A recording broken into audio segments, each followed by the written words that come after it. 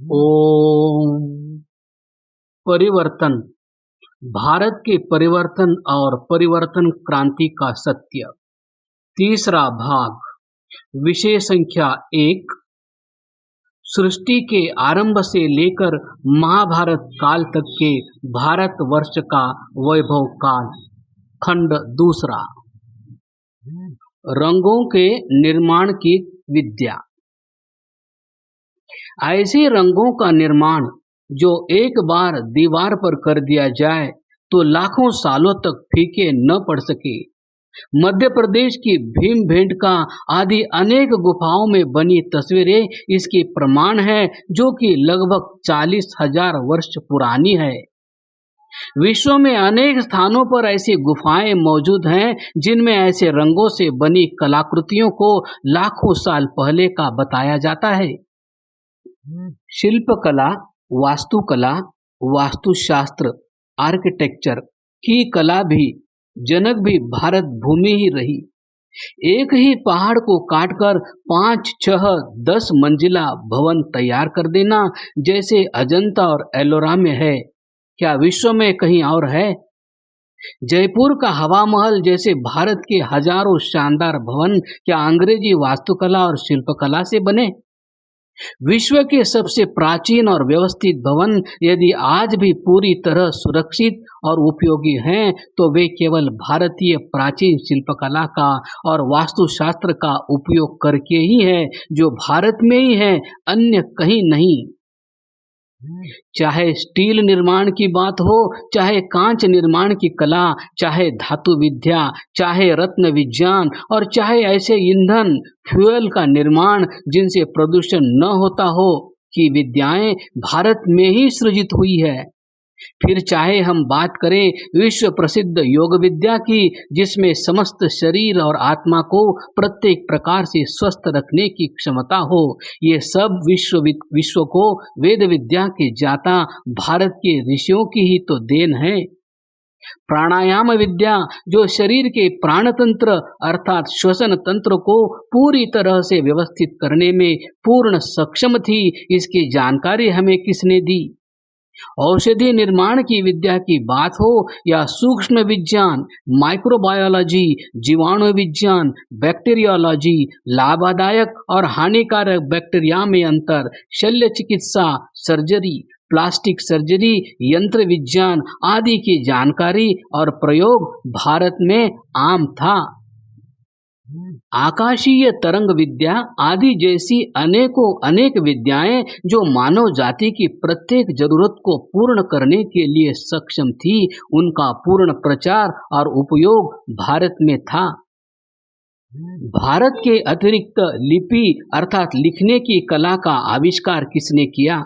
संस्कृत जैसी महानतम और समृद्धतम भाषा के निर्माण की विद्या और अक्षर विज्ञान आखिर कहाँ से आया, जिसको आज दुनिया की सब भाषाओं का मूल माना जाता है?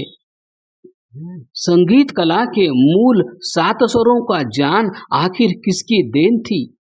वाक कला, नृत्य कला, नाट्यशास्त्र, नाटक कला आदि काल में किसी ने मनुष्यों को सिखलाई? प्रकाश को 7 रंगों में किसने बांटा, किसने पहचाना? इंद्रधनुष्य के 7 रंगों को नाम किसने दिए थे और उन अलग अलग रंगों के होने के वैज्ञानिक कारणों को किन्होंने लिपिबद्ध किया था? निश्चित रूप से उत्तर है वेद विद्या के प्रचार के चलते आर्यावर्त अर्थात भारत के महान वैज्ञानिक ऋषियों ने ही। गौरव की बातें भी जरूर जाने। दिल्ली में मौजूद कुतुब मीनार भी वास्तव में एक वेधशाला थी, यानी समय, पंचांग आदि की गणना का केंद्र। समय, तिथि आदि का सही अनुमान लगाने की विद्या थी हमारे पास। सूर्य की पृथ्वी पर पड़ने वाली परछाई की अलग आकृति और ऊंचाइयों और गहराई से समय, तिथि आदि का सही अनुमान लगाने की विद्या और समय गणना के केंद्र थे हमारे पास। विष्णु लाट, लोहे की लाट की निर्माण कला और उसका विज्ञान अद्भुत एवं एकमात्र भारत में ही था। दिल्ली स्थित कालका मंदिर भी काल का मंदिर यानी समय का मंदिर यानी वेधशाला ही थी। कोणार्क का सूर्य मंदिर भी एक शानदार वेधशाला के रूप में मानव जाति को शिक्षा देता था। उसके रथ के पहियों की कलाकृति और उसका विज्ञान वास्तव में दुनिया में कहीं भी नहीं था।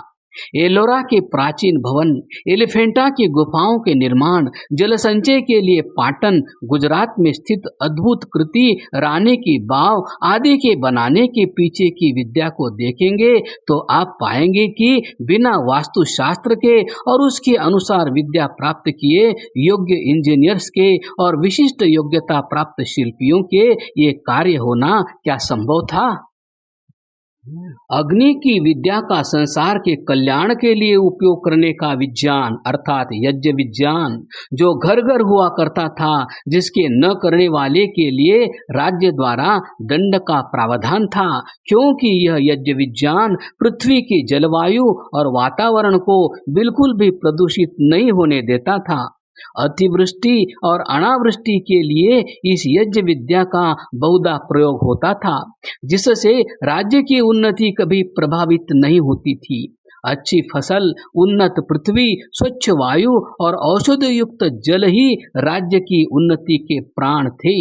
कोई तो बड़ा कारण होगा कि राज्य की उन्नति के लिए किए जा रहे यज्ञों की रक्षा करने के लिए राजा दशरथ ने अपने बड़े पुत्र राम को भेजा, सेनापति को नहीं। प्राचीन ढलाई कला। मूर्ति कला के शानदार उदाहरण केवल भारत में ही मौजूद हैं और नदियों को जोड़ने की विद्या तो ऐसी थी जिसके कारण भारत के प्राचीन इतिहास में बाढ़ आदि का खतरा या सूखे की समस्या कभी हुई ही नहीं। इसीलिए हमेशा खुशहाल था भारत, समृद्ध था भारत। और यदि ऐसा कुछ थोड़ा बहुत किसी लापरवाही से हुआ भी हो तो हमारे पास वृष्टि यज्ञ की भी विद्या थी, जिनका राजाओं द्वारा अपने राज्य की उन्नति के लिए प्रयोग किया जाता था। यानी जब चाहे वृष्टि हो और जब न चाहे न हो। पाठक आज पढ़ते हुए यह जरूर विचार करें कि आखिर इन विद्याओं का मूल स्रोत क्या था, कौन थे उसको देने वाले, किन ग्रंथों में उन सिद्धांतों को लिखा गया। निश्चित वेद और केवल वेद। मानव सभ्यता को नियमों के अनुसार चलाने के मूल नियम किसने रचे और उनके पीछे की मूल विद्या कौन सी थी, तो हम एक ही निष्कर्ष पर पहुंचेंगे कि मनुष्य जाति और विश्व सभ्यता का प्राचीनतम संविधान मनुस्मृति ही है, जिसके रचयिता महाराज मनु थे और उसी मनुस्मृति को आधार बनाकर ही विश्व की सभी सत्ताओं के संविधानों की रचना हुई और उसी के अनुसार न्याय व्यवस्था भी बनाई गई और इन सब का मूल आधार वेद ही थे। कुल मिलाकर कहा जाए तो संसार में मौजूद ज्ञान और विज्ञान का कोई क्षेत्र ऐसा नहीं था जिसके मूल सूत्र वेद में न हो और उसकी उत्पत्ति वेद से न हुई हो और वह आर्यावर्त में सामान्य रूप से प्रचलित न हो। इन सभी विद्याओं के कारण ही हमारा भारत आर्यावर्त विश्व का सिरमौर कहलाता था। समृद्धशाली वैभवशाली था भारत।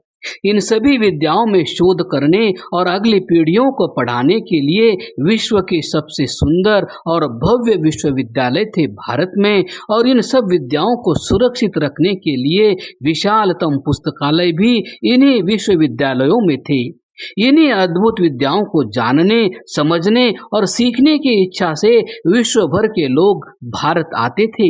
चूंकि पूरे विश्व से विद्यार्थी यहाँ आते थे, इसीलिए उन विद्यालयों का नाम विश्वविद्यालय रखा गया था। पाठक ध्यान दें कि विश्वविद्यालय शब्द का उपयोग पहली बार प्राचीन भारत में ही हुआ। यहीं से ये विद्याएं विश्व के अन्य देशों में फैली और कालांतर में वहाँ जिन विद्यालयों की स्थापना इन विद्याओं को पढ़ाने के लिए हुई, उनका नाम भी विश्वविद्यालय ही रखा गया। इंग्लिश में कहें तो यूनिवर्सिटी अर्थात यूनिवर्सल यानी समस्त विश्व के लिए। और इसीलिए वैभवशाली आर्यावर्त भारत को कहा जाता था विश्व गुरु। आर्यावर्त से ही विद्याएं पहले हरिवर्ष और फिर अमेरिका आदि में पहुंची, यह ऋषि दयानंद का वचन है।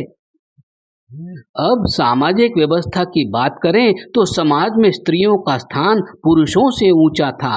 इसका अनुमान इसी बात से लगा सकते हैं कि विवाह में स्वयंवर का अधिकार महिलाओं को ही था, अर्थात वह अपने लिए वर चुनने के लिए पूर्णतया स्वतंत्रता थी।